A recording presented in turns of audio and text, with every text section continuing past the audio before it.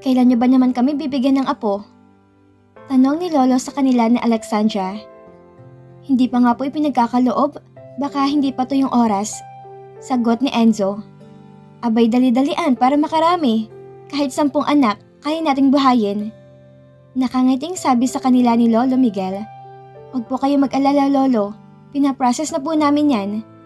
Ganting biro na Alexandra. Nako, na-excite naman ako. Sagot ni Telma. Para masaya na nga magkaroon yung mga batang patak-patakbo sa paligid, hindi ba? Saka maganda nga yung madami. Bakit kasi tayo mga solong anak? Sagot naman ng daddy ni Enzo. Kung ilan po ang kakayanin, gagawin natin yan kahit isang basketball team pa. Nakangiting sagot ni Enzo na sagot. Nagpa-check up na ba kayo? Tanong ng mami niya. No need na po mami. Naniniwala po kami na kung ukol, bubukol. Nakangiting sagot ni Alexandra. Sabagay, kami nga ng daddy mo, matagal din bago nagkaanak. Ilang taon din. Yun nga lang hindi na nasundan. Sagot ng mami Telma niya. At risk ka kasi noon honey, tsaka natanggalan ka ng matres. Wika naman ni Daddy Florence. Wag na muna natin pag-usapan yan at baka ma-frustrate lang aking mga apo. Awat ni Lolo Miguel. Pero kayo dad ang nag-umpisa. Natatawang sabi ng daddy niya. Ako ba? Parang hindi ito makapaniwala. Sorry. Natawa naman sila sa sinabi ni Lolo. Kaya hindi nila akalain na ito na pala ang sign ng isang sakit. Dementia is caused by damage to or loss of nerve cells and their connection in the brain. The symptoms depend on the area of the brain that damage. Paliwanag sa kanila ng doktor. Ibig pong sabihin, Dok, magiging makakalimutin niya si Lolo? Hindi si Enzo makapaniwala sa nalaman. Hindi pa naman totally ganon, kasi early stage naman siya. Pero darating din kayo sa ganoong point. Mapapansin niyo nang bugnutin siya, ang mga naalala niyo noong mga panahong bata pa kayo. Minsan, mag-iisip bata siya, mga ganyan. Kaya ngayon pa lang, hahabaan niyo ng inyong pasensya dahil magiging makulit siya. Pero kung okay naman siya noong kabataan niya, minsan ganun din siya kapag bumalik sa pagkabata ang isip niya. Ano ba Dok ang sintomas para malamang may demensya? Tanong ni Telma. Minsan akala nyo, normal lang to. Pero madalas ang sintomas ng demensya ay memory loss, difficulty concentrating, finding it hard to carry out familiar daily tasks, such as getting confused over the correct change when shopping, struggling to follow to conversation or find the right word, being confused about time and place, mood changes. Yan ang mga common na sintomas. Parang normal lang sa tao, pero sa tulad nilang nasa edad na, indikasyon na yan ng isang sakit. Napatingin si Enzo sa lolo niya na nakahiga. Bigla na lang silang tinawagan ng mami niya dahil isusugod daw sa ospital ang kanyang lolo dahil bigla itong umihi sa salawal habang nakaupo. Ang akala ng mga ito ay na-stroke si Lolo Miguel. Yun pala ay may iba tong magiging karamdaman. Nagmamadali silang sumunod na Alexandra sa ospital at dito na nga sinabi ng doktor ang hindi magandang sitwasyon ng kanyang lolo. Ano po mga kailangan namin gawin kay Daddy Doc? Tanong ni Florence. Hanggang kaya nyo pa. Gumawa na kayo ng mga alaala at picturean para may maipakita kayo sa kanya. Wala pang gamot sa sakit na yan. Kung operahan po kaya? Tanong ng kanyang mommy. Matanda na po si Lolo. Maliit lang ang chance na mabubuhay pa siya kapag ginawa natin yun. Hindi po sigurado kung babalik pa siya sa dati. Baka maging lantang gulay lang siya. Kaya habang maaga, mabigyan nyo na ng magandang atensyon si Lolo. Ipasyal nyo siya. Gumawa kayo ng memories na magkakasama. Laanan nyo siya ng panahon. Kasi mostly, ang mga ganitong sakit ay hindi na tumatagal ng 10 years. Paliwanag ng doktor. Nag-iyakan sila sa sinabi nito, habang ang lolo niya ay wala pang malay. Ito ang nagtatag ng kanilang kumpanya. Maraming humahanga dito dahil sa dedikasyon nito sa kanyang mga ginagawa. Marami itong natulungang kapwa negosyante na napabaksak na mapanlamang ng mga tao. Ang gusto ng lolo niya ay patas na pagtatrabaho. Nagmulat ito ng mga mata at tinawag ang daddy niya. Florence, sabi nito. Bakit po, Daddy? Tanong ng kanyang ama. Sino ka? Bakit para ko nananalamin? Nakakunot ang noo na sabi nito. Saka bumaling ang paningin nito sa kanya. Florence, anak. Hinawakan ng kanyang lolo ang kanyang kamay. Sabihin mo kay Enzo, mamaya na lang kami maglalaro ng basketball. Inaantok pa kasi ako. Napatingin si Enzo sa mga magulang. Tinanguan siya ng mga ito. Opo, Daddy. Sasabihin ko. Sagot niya. O sige, at ako'y magpapahinga na muna. Ang daming trabaho sa opisina. Florence, pakalmahin mo sa Talma. Anak ng kumpare ko yan. Baka multuhin ako nun kapag niloko mong anak niya. Napahagulhol ang kanyang ina. Si Daddy talaga? May sakit na inaalala pa rin ako. Ay syempre, sumagot ang lolo niya kahit nakapikit. Ibinilin ka sa amin nun bago siya mawala. Mabait ang kaibigan kong yon. Pareho nga lang kami ng kapalaran, maagang nabiyudo. Hindi na nila mapigilan ang mga luhang naglalanda sa kanilang mga pisngi. Alam ni Enzo na gustong-gusto ng lolo niya ang kanyang mami. Subalit may mas malalim pang dahilan. Mabuti talaga tong tao at kaibigan. Honey, hindi ko ata kaya. Niyakap ni Enzo sa Alexandra na alam niya noong mga oras na yon ay labis na nasasaktan. Sana gumaling na si Lolo. Magiging okay lang lahat, mahal. Huwag ka mag-alala. Hinagod ni Alexandra ang likod ng asawa. Magiging okay din ang lahat. Dok, ano bang dapat namin gawin? Tanong ng daddy niya. Dito ba siya sa ospital? O iuuwi namin? Tulad po ng sinabi ko sa inyo, wala namang gamot sa ganyang sakit. Gumawa na lang kayo ng maraming memories together. Kanina, ang akala niya ay sa Enzo kayo. Kasing alaala niya ay yung bata pa kayo. At ang akala niya, kayo ay siya. Mas okay po ang ganyan. Kasi magwawala siya at maninira ng mga gamit. Mag-hire kayo ng nurse para hindi kayo masyadong mahirapan sa pag-aalaga. Para kahit pagpapalit ang diaper niya, may katulong kayo. Meaning, Doc, kailangan na taga niya mag-diaper? Pagkaklaro ng kanyang ina. Yes, ma'am. Kasi minsan, hindi na niya nararamdaman na naihi siya. May re-recommenda ba kayong nurse, Doc? Tanong ng daddy niya dito. Sa agency kayo hahanap nun. Marami namang pwedeng paghanapan ngayon. Mag-check nga lang kayo kung legit na nurse ang makukuha nyo. Sige po, Doc. Salamat po. Sagot nila dito. Lolo? Habang nakatitig siya sa lolo niya, naiisip ni Enzo at naaalala mga panahong malakas pa ito. Na noong isang linggo lang, humihingi pa ito ng apo sa kanila. Nahabag siya sa matanda na siyang nagpalaki sa kanya.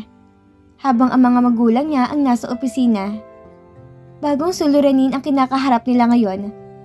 Kaya pa namang alagaan ng kanyang mga magulang ang lolo niya, subalit matatanda na rin ang mga ito. Baka pati ang mga ito ay mahirapan sa pagbabantay sa matanda at pati health nila ay mag-risk na rin dahil dito. Naghanap sila ng agency na pwedeng kuhanan ng mga nurse. Walang available na lalaki. Total naman ang lolo niya ay gentleman. Kaya babae na lang ang kinuha nila. Hiningaan nila to ng CV sa kanyang mga work experience. So far, maganda naman ang credentials nito at talagang recommended ang mga napasukan. Akala nila ay matured ito, ngunit pagkakita nila dito, isa itong magandang babae na may magandang katawan. Kahit si Enzo ay nagulat na ganoon palang itsura noon. Ikaw si Alyssa Mendez? Paninigurado niya dito. Sa opisina nila to pinapunta para ma-interview. Lahat ng records nito ay maayos, maging ang mga nakaraang employer nito. Ayon sa mga napasukan nito, masigasig daw ang babae sa pagtatrabaho. Umaalis lang ito kapag alam na wala na itong may tutulong sa mga nagiging employer nito. Opo sir, bali 45 years old na po ako. Ngumiti pa ito sa kanila na Alexandra. Mukha ka lang nasa 25 to 30 years old. Ang bata mong tingnan. Kahit sa Alexandra ay hindi makapaniwala sa edad nito. Maalaga po ako sa sarili. Saka dalaga pa po kasi ako. Kaya ayoko naman na mukha ko may 10 anak. Natawa pa ito ng bahagya. Pero may magpipetition sa akin ni Afam, yung fiancé ko. Next year pa kasi siya darating. Oh, may plano ka pala mag-abroad? Tatango-tango sa Enzo. Ayaw mo pang mag-for good sa Pinas? Wala naman kasing asenso dito. Baka 1 taon ako nagtatrabaho, sarili ko lang ang kaya kong buhayin. Bueno, ang aalagaan mo ay isang 20 years old na matandang lalaki na may early stage ng dementia. Mabait naman siya. Nagkakaroon lang ng gap ang kanyang memory. Saka minsan, kung ano-anong ikinukwento. Matanda na rin kasi yung parents ko kaya hindi na rin nila kakayanin kung sila lang ang gagawa. 15K ang sahod every half of the month. Pwede ka mag-off ng twice every quincenas. Complete benefits, Pag-ibig, SS, PhilHealth, libre pagkain syempre. Bali, aalagaan mo si Lolo. Ikaw din ang maglilinis ng room at magpapalit ng bedding sa kwarto. May tagalaban naman, kaya hindi mo na yung gagawin. Kung may katanungan ka, mag-direct ka lang sa amin. Huwag na sa ibang katulong, okay? Areglado, sir. Kailan po ako mag-uumpisa? Tanong nito. May dala ka na bang gamit ngayon? Tanong na Alexandra. Wala pa po eh. Sagot nito. Bumalik ka bukas ng umaga para maihatid ka namin sa bahay. Wika ni Enzo dito. Salamat po sir, aalis na po ako. Lumabas na ang babae. Pagkaalis nito, napansin ni Enzo ang pagkunot ng noo ng asawa niya. Bakit mahal? Tanong niya dito. Iniisip ko, kung sino kaya kaboses niya? Tugon nito sa kanya. Familiar kasi ang boses eh. Ha? Kaninong boses? Napakunot din siya ng noo. Parang kay Bianca? Sagot nito. Bianca? Bianca na naman? Medyo naiirita na si Enzo sa pagka-paranoid nito. Tigilan mo ng pag-iisip ng kung ano-ano, Alexandra. Napaparaning ka na masyado. Hindi ako napaparaning. Nagtanong ka, di ba? Sinagot ko lang. Mas mataas ang boses na Alexandra sa kanya. Napikon ata. Bakit mo kasi laging iniisip si Bianca? Nananahimik na ang tao. Sagot niya dito. Kung lagi mo siyang iisipin, lahat na lang na mangyayari sa'yo, may iko-connect mo siya. Please lang Alexandra, tigilan mo na yan. Hindi siya sinagot ng asawa. Kinontak ni Enzo lahat ng CV nito at kinumpirma nila na nagtatrabaho sa kanila ang babae. Magaling daw ito at maaasahan. Oh, narinig mo naman ang sagot nilang lahat, hindi ba? Maayos sa alaysa. Sabi ni Enzo sa asawa. Narinig ko, hindi ako bingi. Pamimiloso po ni Alexandra sa kanya. Galit ka ba? Tanong niya dito. Hindi, ang saya-saya ko, hindi ba? Nginisihan siya nito. Ang saya ko na ang tingin sa akin ng asawa ko'y napaparaning. Napakagaling. Sagot na Alexandra sa kanya. Sorry, hindi yun yung intention ko. Hindi ko gustong saktan ng damdamin mo, honey. Huwag mo akong kausapin. Maghanap ka ng kausap mo. Pinasakan nito ng earpads ang tenga. Napailing na lang sa Enzo. Alam niyang nagtatarantums ito. Naging matabil na talaga ang dila niya. Hihintay na lang niya maging okay ulit ito. Masama pa naman tong mabadrip. Nagtrabaho na muna siya upang maiwasan niyang maisip na galit sa kanyang asawa. Hindi na muna niya to kikibuin. Baka mamaya, magpatong-patong pang inis nito sa kanya ay hindi pa siya nito patabihin pagtulog.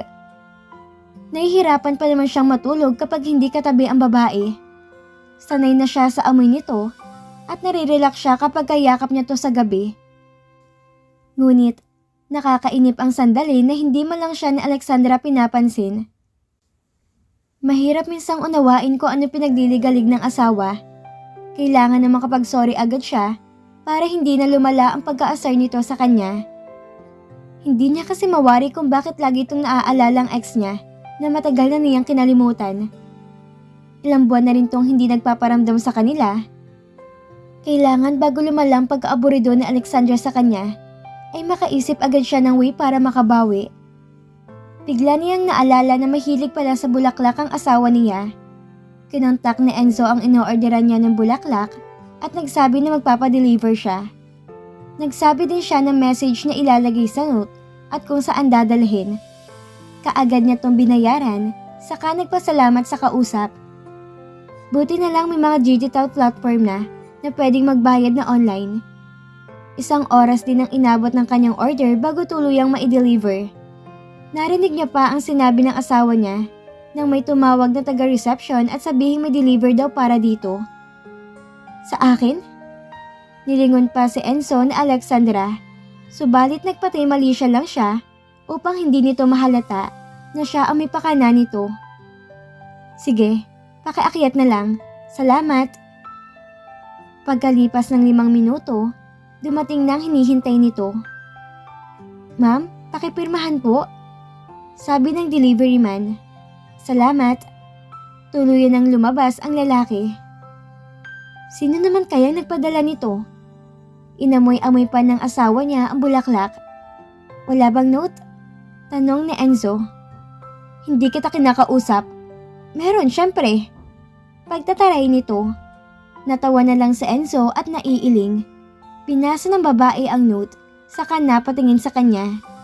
Nangilid ang luha nito. Abot hanggang langit ang pagkaasar ni Alexandra sa sariling asawa dahil sinabihan siya nito na nagpaparinig na naman. Pakiramdam kasi niya, sa halip na ito ang unang uunawa sa kanya, ay ito pang hindi nakakaintindi. Inis na inis siyang isipin na ito mismo ang naninbak sa kanyang inasal. Hindi talaga niya to kinausap. Hinayaan niya magtrabaho ang lalaki nang hindi sila nagpapalitan ng kahit anong salita. Nakinig na lang siya ng music at tag-focus sa ginagawa. Tumunog ang intercom niya at taglian niya yung sinagot. Ma'am, may delivery po dito. Naka-address po sa inyo. Sabi ng receptionist sa kanya. Paakyatin mo na lang. Salamat. Sagot niya. Hindi na sa Alexandra naghintay na mahabang oras. Dumating na ang may dala ng delivery para sa kanya. Isang magandang tulips bouquet. Inamoy-amoy niya pa ito. Kanino kaya to galing? Kinikilig siya. Wala bang note? Tanong ng asawa niya. Meron. Pakaalam mo ba? Pagtataray niya dito, kinuha niya ang note at binasa. To the beautiful woman of my life, love lots, I apologize for what I did earlier. Hindi sana kita sinabihan ng hindi maganda. It will not happen again. I love you always. You're my boss. I will always listen to you. Your sexy hubby. Napatingin sa Alexandra sa asawa na nangingilid ang luha. Nakangiti ito habang nakatingin sa monitor. Bakit? Ang kanyang luha ay unti-unti naging hagulhol hanggang halakhak. Inaaway mo ko eh. Magsosorry na lang ako. Tumayo ito at niyakap siya. I'm sorry. Hindi na mauulit. Alam ko na yung pinagdadaanan mo. Pasensya ka na. Ikaw kasi yung alam kong unang makakaunawa sa akin. Tapos parang hindi mo ako maintindihan. Ngumuso pa sa Alexandra at humilig sa balikat ng asawa. Sorry na, okay? Simula ngayon, sa'yo lang ako lagi maniniwala. Ikaw lang ang paniniwalaan ko. Wala nang iba. Siguraduhin mo talaga. Baka mamaya, hindi ka na naman maniwala sa mga sinasabi ko. Sir? Bumukas ang pinto. Sekretarya nila ang nasa labas. Andito na po si Sir Richmond at si Sir Paulo. Let them in. Sagot ni Enzo. Naputol ang aning lambingan nila. Parang may lambingan nagaganap dito ah. Nagbeso sa kanya ang dalawa bago nakipagkamay sa asawa niya. Pag may kasalanan, pagbayaran mo. Biro na Alexandra. Yun lang? Naupo ang mga to sa couch. Anong sa atin ngayon? Tanong ni Enzo sa mga ito. Magpipirmahan na tayo ng kontrata. Pupunta tayo sa company ni Bianca para ma-check ang lahat at masala ang dapat salain. Wika ni Richmond. Baka kasi may maghabol pa. Si Paulo. Mahirap ang komplikado kaya isettle na habang maaga pa. Hindi akalain ni Alexandra na magiging kaibigan ng asawa niya si Richmond na dati niyang manliligaw. Hindi naman siya pumayag magpaligaw dito dahil may asawa na siyang tao. Likas lang sa lalaki ang malambing at lagi may pabulaklak. Pupunta lang ako sa pantry, ipagtitimpla ko kayo ng coffee. Iniwan na ni Alexandra ang mga ito, ngunit pakinig pa rin niya kung anong pinag-uusapan nila. Nakikinig lang siya sa isang tabi. Kamusta naman ang lolo mo ngayon? Tinig yun ni Richmond. Medyo hindi okay, pero ang mahalaga, malakas naman siya. Nakangiting sagot ni Enzo. Pupuntahan ko si Lolo Miguel minsan, saka namimiss ko ng mga halaman at fresh salad ni Tita Telma. Si Paulo ang nagsalita. Oh, may garden sila?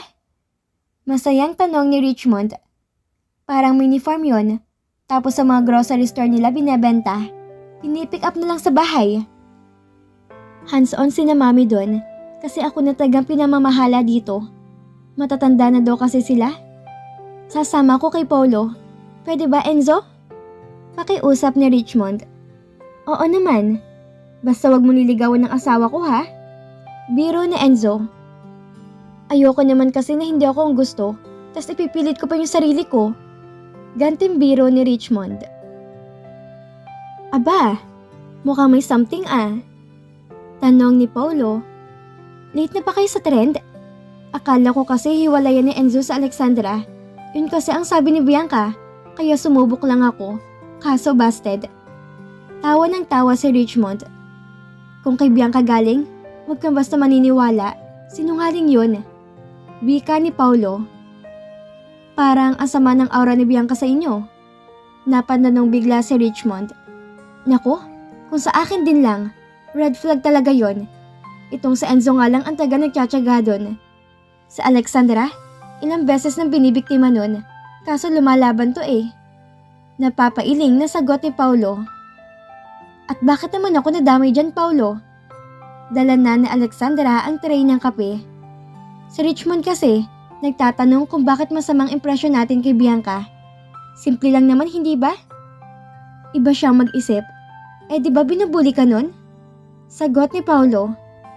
Tapos na naman yun, kaya ako'y nagmo-move on Saka, hindi ko naman siya nakikita. Inilapag ni Alexandra ang tray at pinamahagi sa mga ito. Napakaswerte ni Enzo. Sabi ni Richmond paghihigop ng kape. Ang sarap magtimpla ng kape ng asawa mo. Bulero ka talaga. Naupo sa Alexandra sa tabi ng asawa. Noon? Wika ni Paulo. Oo nga no? Masarap ka pala magtimpla ng kape, Alexandra. Bakit hindi mo ako pinagtitimpla? Gusto kasi kitang nasunin. Biro na Alexandra. Feeling ko kasi, kaagaw din kita kay Enzo. Yan nga may gusto sa akin Tatawa-tawa si Paulo noong sumagot. Mahiya ka naman. Ikaw nga tong gusto ko laging sabayan pagligo. Biro na Enzo. Pare, pakikuskus nga ng likod ko. Yak! Nakakatuwa naman kayo. Sabi ni Richmond sa mga ito. Kung buhay lang sa Adrian, kanyan siguro kami. Okay lang yan. At least narito naman kami. Mga bago mong kaibigan. Sagot ni Paulo. Kaya nga, natutuwa ako nung dumadalas tayo magkita. Pakiramdam ko, nagkaroon ako ng mga bagong kapatid. Hinigop ulit nito ang kape. Hindi ka naman nalalayo sa amin. Pare-pareho naman tayo mga gwapo. Nakangiting sagot ni Paulo kay Richmond. Napakahambog mo talaga. Sita ni Enzo kay Paulo. Hindi ba totoo, Alexandra? Binalingan siya ng kaibigan ng asawa niya. Oo na, mga gwapo na kayo. Naiiling niyang sagot. Parang pilit na pilit Mahal, asawa mo ko. Napatingin sa kanya ang asawa niya. Alam ko, magsisinungaling ba ako? Biro ni Alexandra na ikinatawa ng lahat. At dito na po nagtatapos ang kabanata ng ating kwento. At sana'y muli niyo po akong samahan sa mga susunod pang kabanata. Maraming salamat po. Keep safe everyone!